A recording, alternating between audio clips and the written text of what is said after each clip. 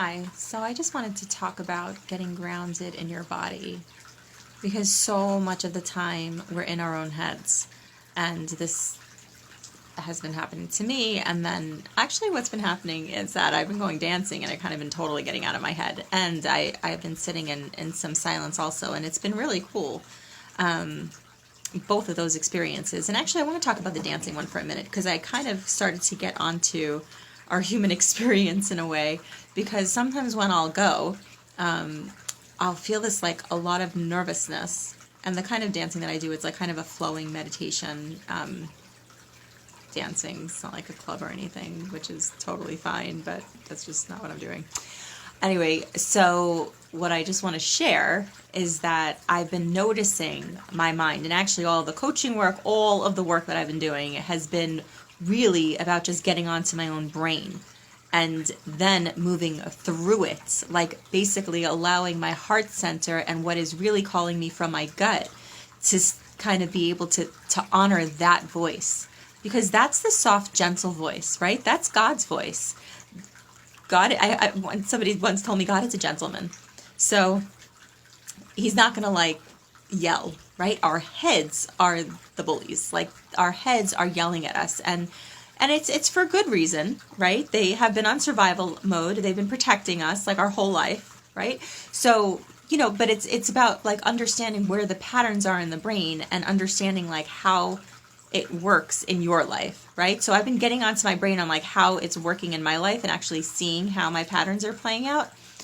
And so right before we'll be in the dance, because you're very vulnerable when you're dancing, right? You're fully expressing yourself.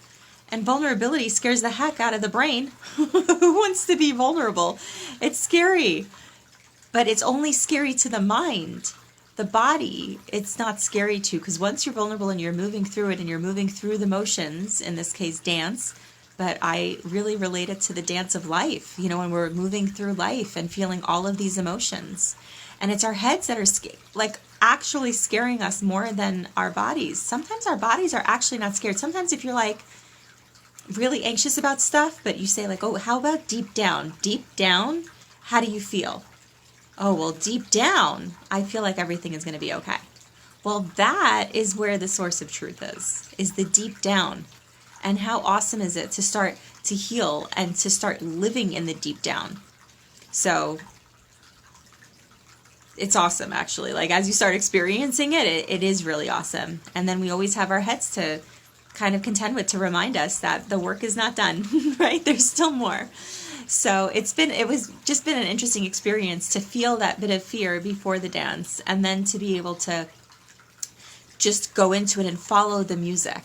So I feel like this is such an analogy for life. I think that's just what I had an insight of, because following the music and just allowing the music and your body to kind of flow without thinking so much, that's like the unfolding of life. That's when we just kind of get to flow and go into life, and then we see stuff, and then we move the energy, and then we just dance some more.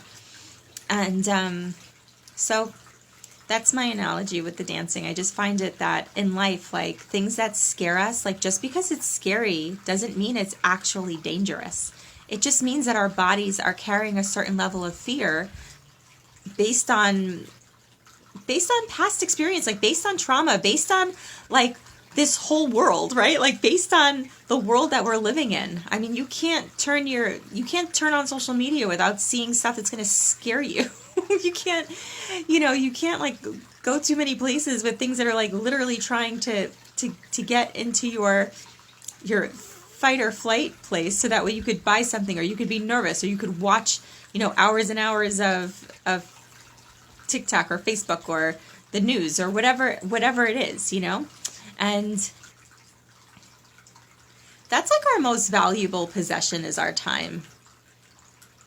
And when we're in our head, it's like we're not experiencing the time of our life. We're experiencing the chaotic noise that goes on.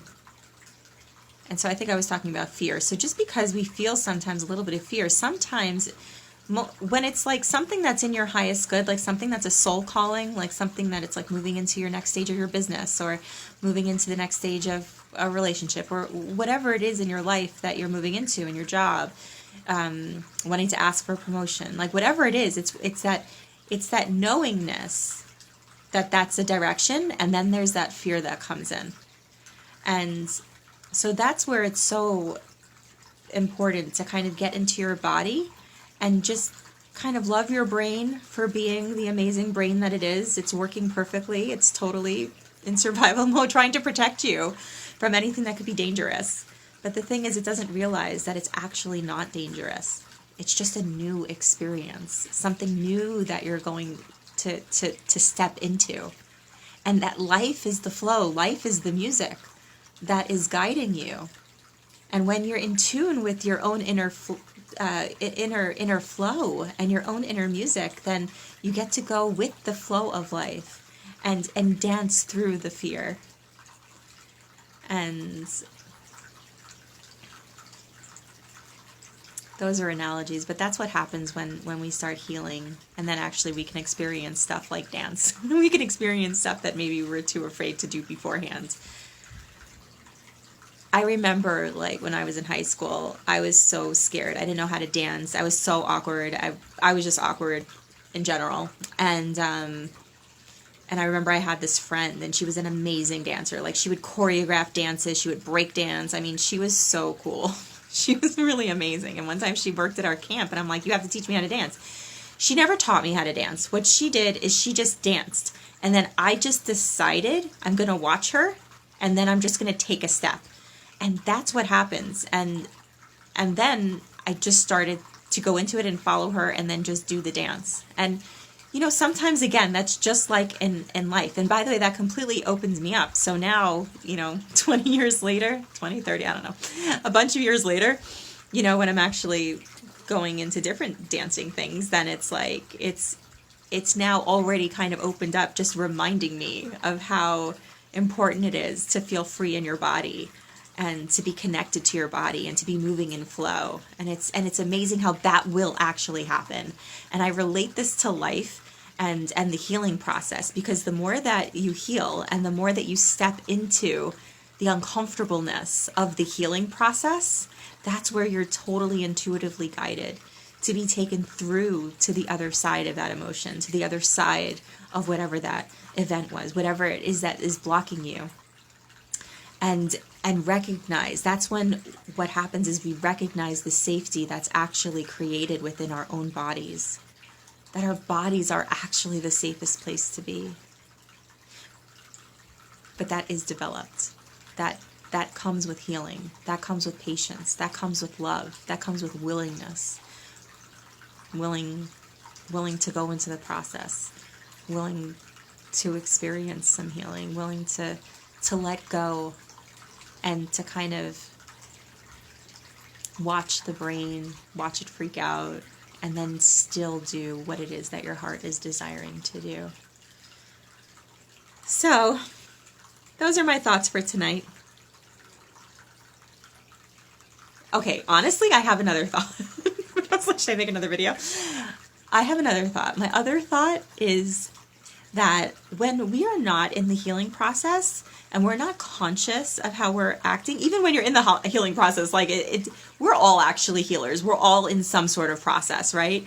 But some is more conscious than others. Like sometimes you're actively and, participating in your healing, like you're either, seeing somebody and then you're, a practitioner, or you're doing like heavy meditation practices, whatever it is.